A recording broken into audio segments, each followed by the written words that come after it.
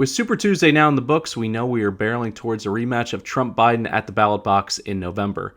As of this morning, Nikki Haley has dropped out of the race, and in a matter of hours, her odds to win the presidency, which had been hovering in the 15 to 20 to 1 range in European markets since August, have jumped to 100 to 1.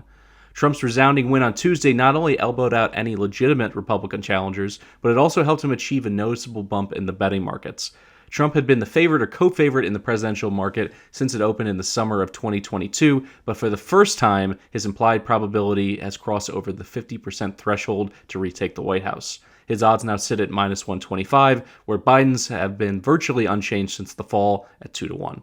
On the Democratic side of the aisle, despite his insistence that he'll take this thing the whole way, there remains speculation that President Biden could step aside this summer for another candidate. The precedent for something like this is fairly ancient, with presidents like James K. Polk, Rutherford B. Hayes, Calvin Coolidge, and most recently, in 1968, Lyndon Johnson, not opting to seek a second elected term. But like LBJ, Biden has health concerns at 81, an approval rating below 40%, and legitimate candidates waiting in the wings to replace him.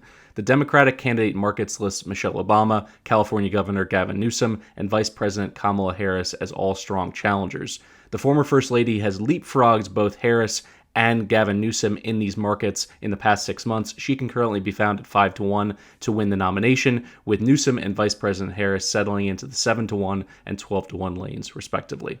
So much has changed in the wake of Trump's big win on Super Tuesday. Just last month, it would have been useful to discuss Trump's legal hurdles in the race to the White House, but at that time, there was zero consensus among legal scholars on the likelihood of him being taken off of the ballot for his role in the January 6th attacks.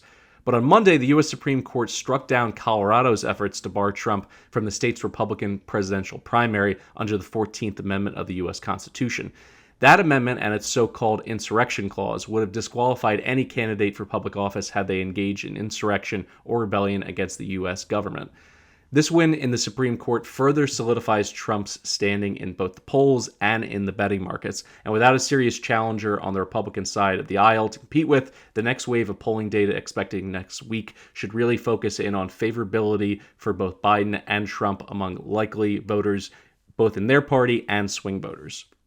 For more betting information and the markets on this race for the White House, be sure to check in the Action Network app and follow us on our social channels.